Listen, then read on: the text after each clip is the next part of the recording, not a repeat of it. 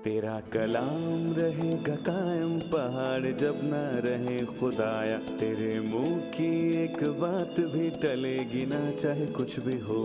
तेरी मान दिए है जिंदा सोने से भी कीमती, मेरा दिल ये दे गवाही है ये किताब अजीम। नाज़िल करे अपना कलाम, शिकस्ता दिलों को सुकून मिले, तारीखी दूर हो मेरी राहें रोशन कर। दिल अपना कलाम कसरत से ए खुदा बदल दे, रिहाई दे कसरत से फल मिलाओ। कलाम रहेगा कायम पहाड़ जब ना रहे खुदाया, तेरे मुंह की एक बात भी टलेगी ना चाहे कुछ भी हो। अजीज नाजरीन, मैं अयाद ज़रीफ आप सब देखने वालों को हमारे रोज़ के बाइबली मुतालिया प्रोग्राम की इस नई किस्त में खुशामदीद कहता हूँ। अपने मुताले में हम मती की अंजील और उसके 20वें बाब पर पहुँच चुके हैं। मैं चाहूँगा कि आप बाइबल मुकद्दस खोलिए और हमारे साथ मुताले में शामिल हो जाएं। और अगर आपका कोई सवाल हो तो हमें ईमेल कीजिए, खुदा उनके फजल से हम उसका जवाब ज़रूर देंगे। लेकिन सबसे पहले मैं स्टूडियो में मौजूद खुदा के खादिम भाई यूसुफ को खुशामदीद कहूँगा। बहुत शुक्रिया भाई। साथ ही हमारे दीगर मेहमानों को भी खुशामदीद।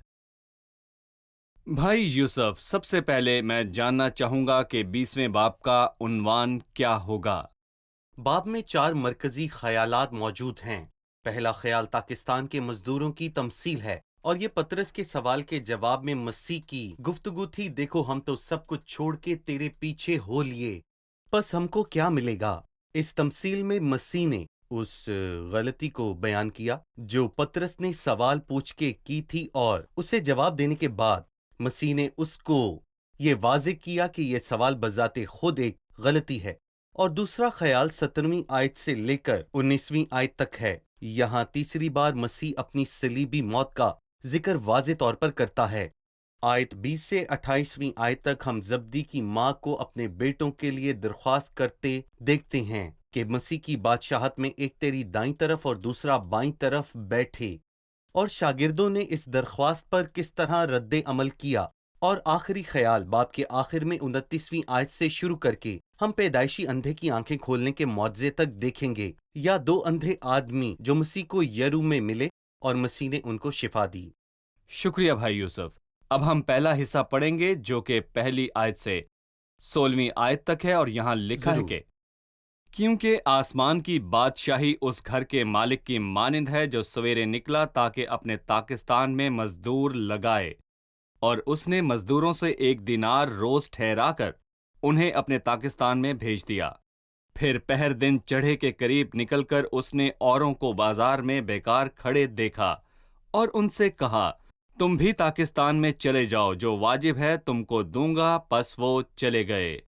फिर उसने दोपहर और तीसरे पहर के करीब निकलकर वैसा ही किया, और कोई 1 घंटा दिन रहे फिर निकलकर औरों को खड़े पाया और उनसे कहा, तुम क्यों यहाँ तमाम दिन बेकार खड़े रहे?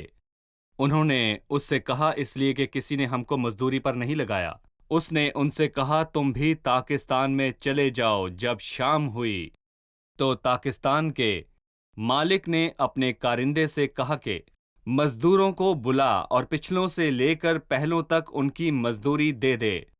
जब वो आए जो घंटा भर दिन रहे लगाए गए थे तो उनको 1-1 दिनार मिला। जब पहले मजदूर आए तो उन्होंने ये समझा कि हमको ज्यादा मिलेगा, और उनको भी 1 दिनार मिला। जब मिला तो घर के मालिक से यह कहकर शिकायत करने लगे कि इन पिछलों ने 1 ही घंटा काम किया है और तूने इनको हमारे बराबर कर दिया, जिन्होंने दिन भर का बोझ उठाया और सख्त धूप सही। उसने जवाब देकर उनमें से एक से कहा, मियाँ, मैं तेरे साथ बेइंसाफी नहीं करता। क्या तेरा मुझसे 1 दिनार नहीं ठहरा था? जो तेरा है उठा ले और चला जा। मेरी मर्जी यह है कि जितना मैं तुझे देता हूं इस पिछले को भी उतना ही दूं। क्या मुझे रवा नहीं कि अपने माल से जो चाहूं सो करूं? या तू इसलिए कि मैं नेक हूं बुरी नजर से देखता है? इसी तरह आखिर अव्वल हो जाएंगे और अव्वल आखिर, क्योंकि बुलाए तो बहुत गए हैं लेकिन बरगुजीदा थोड़े हैं। भाई यूसुफ, इन आयात पर तबसरा फरमा दें। जैसा कि मैंने पहले कहा, مسیح نے پترس کے سوال کا جواب دیا، دیکھ ہم تو سب کچھ چھوڑ کے تیرے پیچھے ہو لیے ہیں، ہم کو کیا ملے گا؟ لیکن اس باب کا آغاز وہ یہ کہتے ہوئے کرتا ہے، کیونکہ آسمان کی بادشاہی لفظ کیونکہ آسمان جو وہ اب کہہ رہا ہے اس کو چھوڑتا ہے۔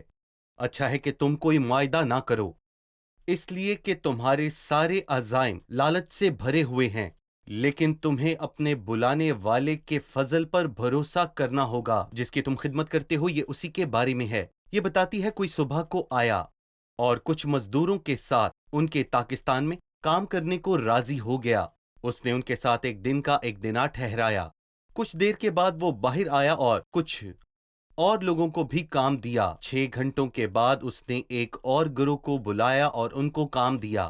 9 گھنٹوں کے بعد اس نے چوتھے گروہ کو کام دیا، اور آخری گھنٹے میں جب دن ڈھلنے کو تھا، بس 1 گھنٹہ رہ گیا، تو وہ ایک اور گروہ کو بغیر مزدوری طے کیے انہیں مزدوری دینے کے لیے رضامند ہو گیا۔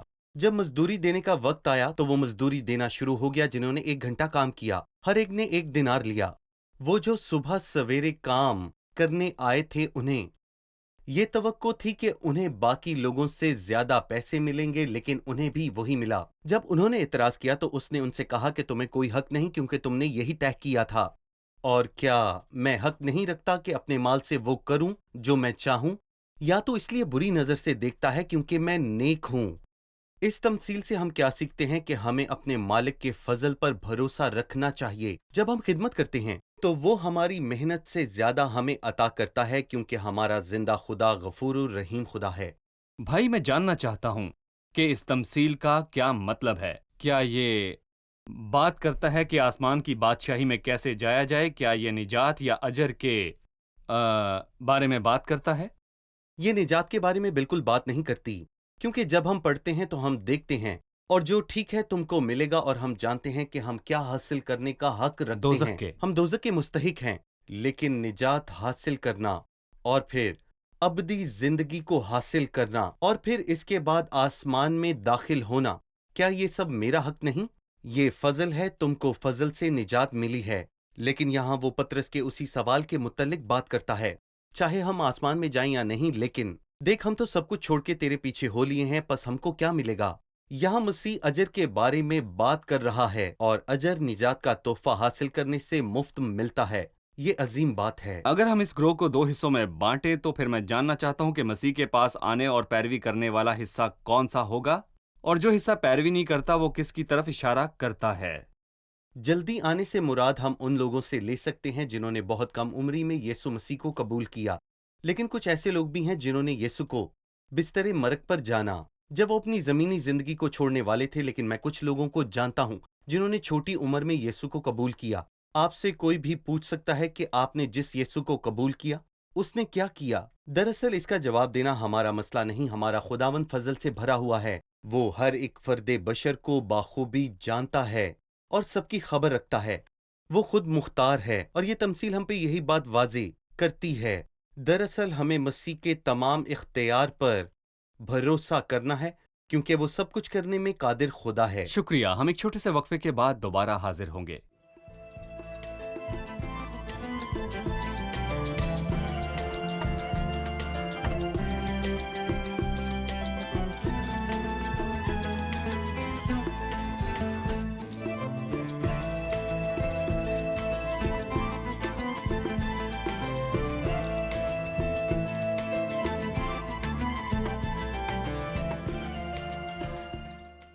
ہم نے غور کیا کہ مسیح نے 16ویں اور 17ویں باب میں اپنی موت کی پیشگوئی کی، اور یہاں 20ویں باب کی 17ویں آیت میں مسیح اپنی موت کی پیشگوئی کر رہا ہے۔ اس بات سے ہم کیا سیکھتے ہیں؟ جی بھائی یوسف۔ شاگردوں کے ذہنوں کے مطابق یہ بات ناممکن تھی، اس لیے مسیح یسوع اس بات کو بار بار ان سے دہرا رہا تھا۔ وہ اس کو سمجھ نہیں پائے، اور وہ اس کو سمجھنے سے بالکل قاصر تھے۔ ہم دیکھتے ہیں کہ وہ جتنی بار بھی اس خیال کا ذکر کرتا ہے وہ اس پر اور روشنی ڈالتا ہے۔ لہٰذا یہ یہاں تیسری بار ہے، لیکن صلیب کا ذکر یہاں پر پہلی بار ہے۔ صحیح۔ لہٰذا اس نے یہاں پر صلیب کا پہلی بار ذکر کیا، اور اس بات سے پتہ چلتا ہے کہ مسیح صرف یہی نہیں جانتا تھا کہ وہ کیسے مرے گا، بلکہ وہ یہ بھی جانتا تھا کہ وہ کہاں مرے گا، اسے مصلوب کیا جائے گا۔ اور بے شک یہ زبور 22 اور اس کی 16ویں آیت کی پیشن گوئی کی تکمیل ہے، اور وہ میرے ہاتھ اور پاؤں چھیدیں گے، مسیح انہیں یقین دلا رہا ہے، لیکن جب مسیح کو مصلوب کیا گیا تو واقعی وہ دردناک حالت تھی۔ انہوں نے یقین نہ کیا جب مسیح در حقیقت جی اٹھا، اس کے باوجود انہوں نے اس کا یقین نہ کیا تھا، مگر اس نے بتایا۔ صحیح، لہٰذا مسیح کے اختیار میں ہے اور وہی جی اس بات کا تعین کرتا ہے کہ وہ کہاں مرے گا، یروشلم میں یا صحیح۔ یروشلم سے باہر۔ اگرچہ اس وقت یہودیوں کی روایت تھی کہ کسی کو مارنے کے لیے سنسار کیا جاتا، لیکن مسیح نے خود فیصلہ کیا اور اس سے پہلے پیشن گوئیوں میں بھی ہمیں بتایا گیا تھا۔ سب کچھ مسیح کے اختیار میں تھا۔ اس نے ان سے کہا کہ 2 دن بعد عید فصح ہوگی اور تم جانتے ہو کہ ابن آدم پکڑوایا جائے گا۔ میرا مطلب ہے کہ یسوع سب کچھ جانتا تھا کیا ہوگا۔ صحیح۔ پھر 20ویں سے 28ویں آیت میں زبدی کے بیٹوں کی ماں اپنے بیٹوں کے لیے درخواست کرتی ہے۔ اس نے کیا کہا؟ یہ ایک بری درخواست تھی اور وقت برا تھا۔ جب ہم 20ویں آیت پڑھتے ہیں تو لکھا ہے اس وقت، مطلب اس وقت یسوع بات کرنے والا تھا، مگر کس کے لیے؟ کہ وہ مصلوب کیا جائے گا۔ اس وقت زبدی کے بیٹوں کی ماں نے اس کے سامنے آ کر سجدہ کیا اور اس سے کچھ عرض کرنے لگی۔ مسیح نے پوچھا تو کیا چاہتی ہے؟ اس نے اس سے کہا، فرما کہ میرے دونوں بیٹے تیری بادشاہت میں داہنی اور بائیں طرف بیٹھیں گے، لیکن مرکز میں یہ کچھ حیران کن ہے۔ ہم چاہتے ہیں جو ہم درخواست کریں تو ہمارے لیے کر، چھوٹے بچوں کی طرح جب وہ اپنے ماں باپ سے مانگتے ہیں کہ مجھ سے وعدہ کریں کہ میں جو کچھ چاہتا ہوں آپ میرے لیے وہ ضرور کریں گے۔ درخواست کے بغیر اگر آپ کچھ مانگیں گے تو باپ راضی نہیں ہوگا۔ لہٰذا ان کی ماں یہ چاہتی تھی کہ وہ اس کی درخواست کو مانے، لیکن اس کی درخواست میں خود غرضی تھی۔ ایک تیری داہنی طرف اور دوسرا تیری بائیں طرف بیٹھے مسیح کی بادشاہت کے بارے میں نہیں، بلکہ صلیب کے بارے میں بات کر رہا تھا۔ در حقیقت ایک اس کے دائیں اور دوسرا اس کی بائیں جانب تھا۔ ایک ڈاکو اس کی دائیں اور دوسرا اس کی بائیں جانب تھا۔ اس وقت مسیح مصلوب ہونے جا رہا تھا، مطلب ہم سب کی خاطر صلیب پر لٹکنے کے لیے۔ مسیح نے اسے جواب دیا۔ یسوع نے جواب میں کہا، تم نہیں جانتے کہ کیا مانگتے ہو۔ جو پیالہ میں پینے کو ہوں کیا تم پی سکتے ہو؟ انہوں نے اسے کہا، پی سکتے ہیں۔ اس نے ان سے کہا، لیکن اپنے دہنے بائیں کسی کو بٹھانا میرا کام نہیں، مگر جن کے لیے میرے باپ کی طرف سے تیار کیا گیا انہی کے لیے ہے۔ میں چاہوں گا کہ آپ ان آیات کے بارے میں ہمیں سمجھائیں کہ مسیح نے صلیب پر جانے کی تصویر کشی کیسے کی، اس بارے میں بتائیے۔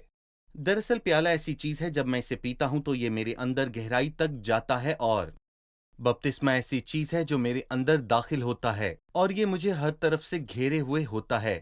سادگی سے 2 طرح کی دردیں ہوتی ہیں جن کو پیالے کے ساتھ جوڑا گیا ہے، اور یہ بیرونی درد کو پیش کرتا ہے، اور حیران کن بات یہ ہے کہ اسی درد کے ساتھ وہ بپتسمہ پانی کو ہے۔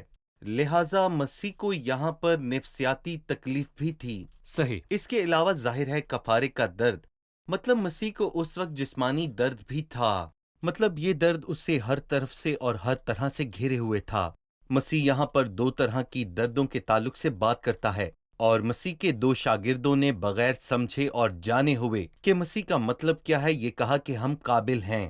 اس نے ان سے کہا کہ میں راضی ہوں، جو پیالہ میں پینے کو ہوں کیا تم پیو گے، یا جو بپتسمہ میں لینے کو ہوں کیا تم لو گے، لیکن اپنے داہنے اور بائیں طرف کسی کو بٹھا دینا یہ میرا کام نہیں ہے، مگر جن کے لیے باپ نے بنایا یہ ان کے لیے ہے۔ مگر میں حکومت لینے نہیں جا رہا بلکہ باپ جی سے۔ ہاں بالکل ٹھیک کہا۔ اس نے کہا مجھ سے مانگ اور میں قومیں تیری میراث کے لیے بخشوں گا۔ لہٰذا بے شک داہنے بٹھانا یا پھر بائیں بٹھانا یہ کام صرف باپ کے اختیار میں ہے۔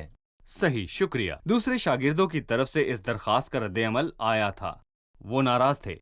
انہوں نے غصے کا اظہار کیسے کیا اور خداوند نے کیا کہا؟ وہ ناراض کیوں تھے؟ اس لیے نہیں کہ ماں نے جسمانی درخواست کی تھی یا پھر بیٹوں نے اس پر جسمانی انداز میں عمل کیا، نہیں، بلکہ 12 میں سے ہر ایک کی آنکھ اس جگہ کو مرکز بنائے ہوئے۔ اس کی آنکھیں ہر جگہ پر لگی تھیں، بالکل ویسے ہی جیسے وہ سمجھتے ہیں کہ وہ تیز تر ہیں اور ابتدائی پرندہ کیڑے کو پکڑتا ہے۔ در حقیقت مسیح نے اپنی عاجزی اور پھر صبر میں اصلاح بھی کی ہے۔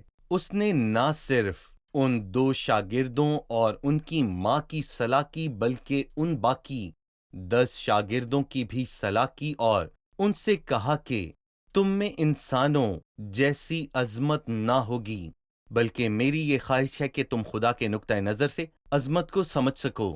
اس نے انہیں بتایا اور تم میں سے جو بڑا ہونا چاہے تمہارا خادم بنے، اور تم میں سے جو اول ہونا چاہے وہ غلام بنے۔ بڑا بننا کوئی غلط بات نہیں، لیکن بڑا بن کر خدمت کرنی ہوگی۔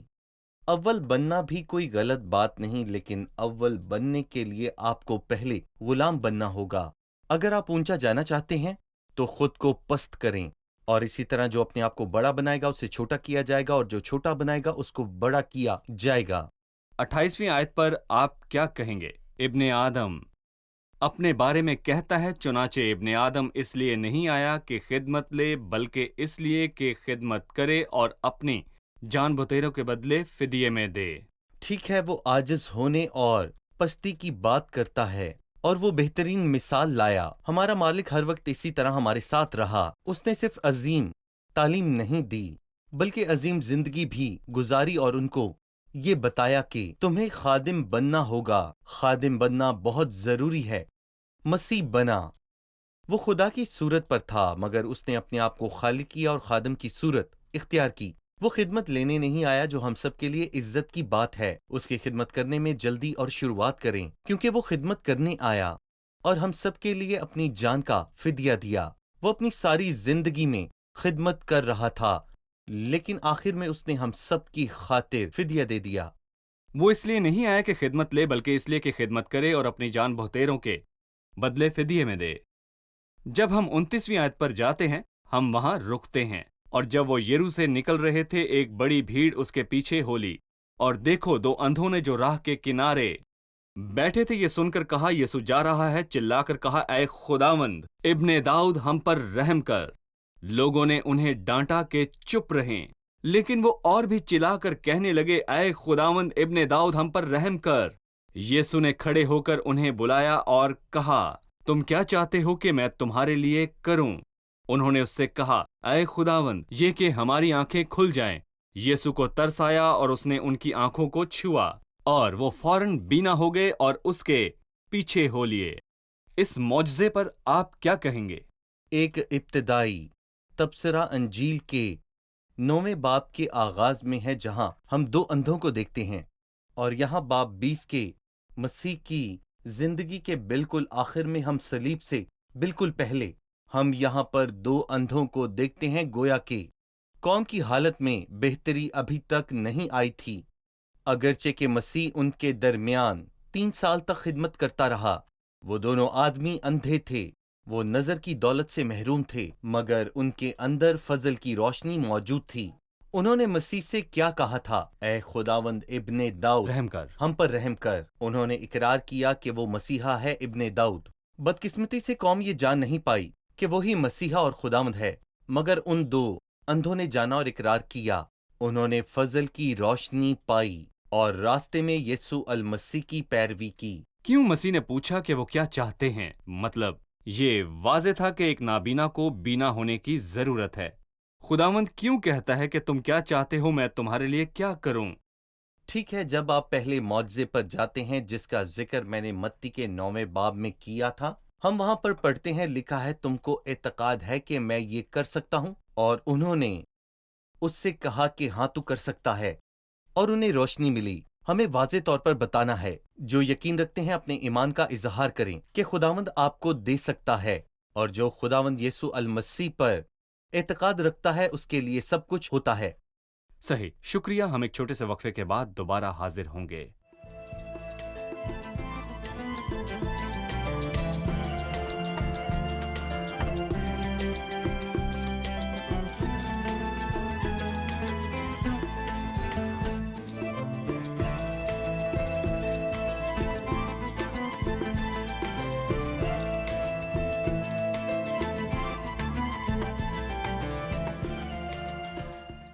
یہاں اس باب کی 30 آیت میں ہم پڑھتے ہیں، اور دیکھو، دو اندھوں نے جو راہ کے کنارے بیٹھے تھے، اور مرکز 40 میں ہم پڑھتے ہیں، اور وہ یریحو میں آئے، اور جب وہ اس کے شاگرد اور ایک بڑی بھیڑ جو یریحو سے نکلتی تھی، تو تیمائی کا بیٹا برتمائی اندھا فقیر راہ کے کنارے بیٹھا ہوا تھا۔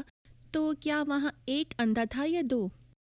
جی بھائی، آپ کیا کہیں گے؟ متی کے 8ویں باب میں بھی ہم نے 2 پاگل آدمیوں کے بارے میں پڑھا، اور جب ہم مرکز میں جاتے ہیں تو ایک اور پاگل آدمی کے بارے میں پڑھتے ہیں۔ کہانی کے ایک رخ کو دیکھنا کہانی کی نفی نہیں کرتا۔ اگر خدا ایک انجیل میں کسی پر توجہ دیتا ہے اور اسے وہاں پر شفا ملتی ہے ایک پاگل کو، وہ گیا اور وہاں اس بات کا چرچا کرنے لگا کہ مسیح نے اس کے لیے بڑے کام کیے ہیں۔ یہاں وہ 2 اندھوں کی بات کرتا ہے، لیکن مرکز ایک پر توجہ دیتا ہے اور وہ ہمیں اس کا نام بتاتا ہے، تو ظاہری طور پر وہ پہلے کلیسیا میں تھا۔ لیکن سوال یہ ہے کہ متی کیوں ان 2 پاگل آدمیوں اور 2 اندھوں کی بات کرتا ہے؟ کیونکہ یہودیوں کے لیے 2 آدمیوں کی گواہی بہت زیادہ اہم ہے اور متی انہیں لکھ رہا تھا۔ 2 آدمیوں کی گواہی سچی ہوتی ہے، اور مسیح نے 2 اندھوں کو شفا دی تھی اور اس نے انہیں آخر میں شفا دی۔ لیکن یہاں مرکز ایک پر توجہ دیتا ہے جو زیادہ مشہور تھا، اس پر توجہ دی جسے ایماندار جانا جاتا تھا، اور اس سے یہ کہا کہ تو تمائی کا بیٹا برتمائی ہے۔ شکریہ۔ اب مہمانوں میں سے ایک سوال لیتے ہیں۔ لوکا کی انجیل میں لکھا ہے وہ یرو میں داخل ہو رہے تھے، تو کیا وہ داخل ہو رہے تھے یا پھر نکل رہے تھے؟ جی بھائی۔ دراصل یہ معاملہ پہلے ایک مسئلہ تھا، لیکن جب تک اس کے بعد آثار قدیمہ کی تلاش نے یہ سب کچھ ثابت نہ کر دیا۔ وہاں ایک پرانا شہر تھا اور پھر ایک نیا شہر تھا، اور ان دونوں کا نام یرو تھا، اور لگتا ہے کہ مسیح شہر سے باہر جا رہا تھا اور مسیح وہاں دوسرے شہر میں داخل ہو رہا تھا۔ مثال کے طور پر جیسے آپ کہتے ہیں پرانا ایلمنایا اور نیا ایلمنایا اور دیگر بھی، پس وہ ایک سے نکل کر دوسرے میں داخل ہونے کے لیے بالکل تیار تھا۔ جب شفا واقع ہوئی تو وہ ایک شہر سے نکل کر باہر جا رہا تھا۔ میرا مطلب ہے کہ نئے یرو میں داخل ہونے سے پہلے۔ لہٰذا کلام کے کہنے میں کوئی تضاد نہیں۔ لیکن اصل معنی تک پہنچنے میں ہمیں مزید کوشش کرنے کی ضرورت ہوگی۔ ہمیں خدا کی کہی ہوئی تمام باتوں پر بھروسہ کرنا ہوگا کہ یہاں کوئی تضاد نہیں ہے۔ الہام کے حصوں کے بالکل۔ دوران اس نے میرے دل کو چھوا، اور پھر 34ویں آیت میں خداوند کے بارے میں کہا کہ یسوع کو ترس آیا اور یسوع نے ان کی آنکھوں کو چھوا۔ بالکل۔ اگرچہ ہجوم نے انہیں خبردار کیا کہ انہیں خاموش رہنا چاہیے، اس نے ان سے کہا خاموش رہو، لیکن ترس صرف مسیح کے دل میں صحیح۔ آیا۔ میں یسوع کے دل اور وہاں پر موجود ہجوم کے بارے میں موازنہ چاہوں گا۔ جب ہم مرکز کی انجیل پڑھتے ہیں، جو پیچھے جاتا تھا انہیں ڈانٹا کہ چپ رہیں، وہ ہمیں اس ترس کے منبع کے پاس جانے سے روکتے ہیں تاکہ برکت نہ پائیں۔ خداوند یسوع مسیح کون ہے؟ لیکن خدا کا شکر ہو، یسوع رحم کرتا ہے، اور انہیں جس کی ضرورت تھی انہیں وہ ملا، اور وہ اس کے پیچھے ہو لیے۔ یہاں ہم 2 باتیں سیکھتے ہیں۔ پہلی بات یہ ہے کہ یسوع اندھوں کی رہنمائی نہیں چاہتا، اور دوسری بات یہ ہے کہ جو کوئی اسے قبول کرتا اور اسے اپنا قائد اور رہنما مانتا ہے، وہ کسی کو کچھ نہیں مانتا۔ میں کسی کی پیروی نہیں کرتا، میں اس کی پیروی کرتا ہوں جس کے فضل سے مجھے روشنی ملی اور اسی سے نجات ملی۔ شکریہ بھائی، ہم قسط کے اختتام پر پہنچ چکے ہیں۔ اب ہم مہمانوں سے رائے جانیں گے۔ آج کے پروگرام سے آپ نے کیا سیکھا؟ اگر خداوند یسوع مسیح نے ہمیں ایک خاص خدمت کے ساتھ اس کی خدمت کرنے کا اعزاز بخشا ہے اور ہم اس کی خدمت کرتے ہیں، تو ہمیں اس خدمت کے بدلے میں اس سے کچھ بھی مانگنے کی ضرورت نہیں، کیونکہ یہ اچھا ہے۔ کیا ہم اس کے فضل پر بھروسہ کریں اور وہ ہمیں دے گا۔ بڑا کون ہے اور اول کون ہے کے معاملے میں مسیح کی تعلیم میں برتری اور عظمت کو دیکھتا ہوں۔ لہٰذا ہم نے سیکھا کہ بڑا وہ ہے جو خدمت کرتا ہے، اور اول وہ ہے جو دوسروں کا غلام بنتا ہے۔ صحیح۔ مسیح علم کل ہے، وہ جانتا تھا کہ وہ صلیب کے ذریعے مرے گا، اور وہ جانتا تھا کہ وہ تیسرے دن مردوں میں سے جی اٹھے گا۔ صحیح۔ شکریہ، خدا آپ کو برکت دے۔ ناظرین، یہ بات میں آپ کو بتانا چاہتا ہوں جو مسیح ابن آدم کے بارے میں ہے، وہ کیسے تمام واقعات پر خود مختار تھا، یہاں تک کہ صلیب کے لمحے، مصلوبیت کے طریقہ کار، مصلوبیت کی جگہ اور جی اٹھنے کے وقت بھی خود مختار تھا۔ صلیب کے تمام تر واقعات اس کے اختیار میں تھے، وہ سب پر اختیار رکھتا تھا۔ اس نے 18ویں آیت میں کہا، دیکھو ہم یروشلم کو جاتے ہیں۔ مسیح کہاں مرنے کے لیے جا رہا تھا؟ یروشلم میں، اور ابن آدم سردار کاہنوں اور فقیہوں کے حوالے کیا جائے گا، اور وہ اس کے قتل کا حکم دیں گے اور اسے غیر قوموں کے حوالے کریں گے تاکہ وہ اسے ٹھٹھوں میں اڑائیں اور کوڑے ماریں اور مصلوب کریں، اور وہ تیسرے دن زندہ کیا جائے۔ اس نے مقدمے کے طریقہ کار کا تعین کیا یہودیوں اور غیر قوموں کے سامنے۔ اپنی موت کے طریقہ کار کا تعین بھی کیا، یعنی مصلوبیت کے ذریعے، جو ایک پرانی پیشگوئی کی تکمیل ہے جو کہتی ہے کہ وہ جو کوئی لکڑی پر لٹکایا گیا لعنتی ہے۔ اس نے موت کے لیے اس انمول طریقے کا انتخاب کیا، پس اس کی روح سے لی نہیں جائے گی، بلکہ وہ خود اپنی روح دیتا ہے، لہٰذا صرف یہی ایک طریقہ ہے جس سے انسان اپنی روح چھوڑ دیتا ہے۔ اور کوئی طریقہ نہیں تھا جس سے مسیح کی روح لی جائے گی، نہ تلوار کے ذریعے اور نہ ہی سنسار کیے جانے سے، لیکن وہ زندگی کا مالک بھی ہے۔ اس نے کہا تیسرے دن وہ جی اٹھے گا۔ اس تمام گفتگو کے بعد ہم یہ کہہ سکتے ہیں کہ کیا وہ صلیب سے دور بھاگا؟ اس کے بعد ہم کہہ سکتے ہیں کہ اس سے ملتی جلتی صورت کسی کو دی گئی تھی، اور یہ کہ کوئی اور اس کی جگہ صلیب پر مرا، اور یہ کہ مسیح مرنے کے عمل کے گزرنے کے بغیر ہی آسمان پر اٹھایا گیا۔ اس سب کے بعد ہم یہ کہہ سکتے ہیں کہ کیا مسیح صلیب پر نہیں مرا؟ در حقیقت وہ صلیب پر گیا، اور در حقیقت اس نے ہر ایک کے لیے خدا ان کے فضل سے وہاں موت کا مزہ چکھا، لیکن کیونکہ وہ زندگی کا مالک بھی ہے، وہ غیر فانی زندگی کی قوت کے مطابق تیسرے دن جی اٹھا۔ آج کے لیے آپ کا سبق ہے عاجزی اور خدمت۔ مسیح طاقت کے ذریعے لوگوں پر غالب نہیں آیا، وہ ایسے پیروکار بنانے نہیں آیا جو زبردستی اس کے پیچھے چلیں، وہ ایسے شاگرد بھی بنانے نہیں آیا جو زبردستی اس کی خدمت کریں۔ وہ عاجزی سے آیا، بلکہ اپنے آپ کو خالی کر دیا اور خادم کی صورت اختیار کی، اور اس نے خود کہا چنانچہ ابن آدم اس لیے نہیں آیا کہ خدمت لے، بلکہ اس لیے کہ خدمت کرے اور اپنی جان بہتیروں کے بدلے فدیہ میں دے۔ کیا انسانیت نے مسیح جیسا عظیم شخص دیکھا ہے؟ کیا انسانیت نے مسیح جیسا حقیقی خادم دیکھا جس کی مرضی نہیں تھی کہ لوگوں سے خدمت لے، بلکہ اس نے بہتیروں کی خدمت کی اور اپنی جان بہتیروں کے لیے فدیہ میں دی؟ مسیح نے اپنے خون کے ذریعے دنیا کو سکھایا وہ طریقہ جو جینے کا ہے، اور ہمیں اس پر عمل کرنا ہے۔ ان الفاظ کے ساتھ آپ سے پھر ملاقات ہوگی۔ خدا آپ سب کو برکت دے۔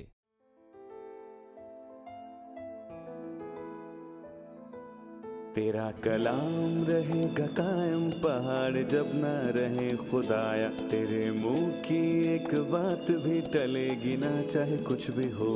تیری مانند یہ ہے زندہ، سونے سے بھی قیمتی، میرا دل یہ دے گواہی ہے، یہ کتاب عظیم نازل کرے اپنا کلام، شکستہ دلوں کو سکون ملے، تاریکی دور ہو میری راہیں روشن کر، دل اپنا کلام کثرت سے اے خدا بدل دے، رہائی دے کثرت سے پھل میں لاؤ۔ کلام رہے گا قائم، پہاڑ جب نہ رہے خدایا، تیرے منہ کی ایک بات بھی ٹلے گی نہ، چاہے کچھ بھی ہو۔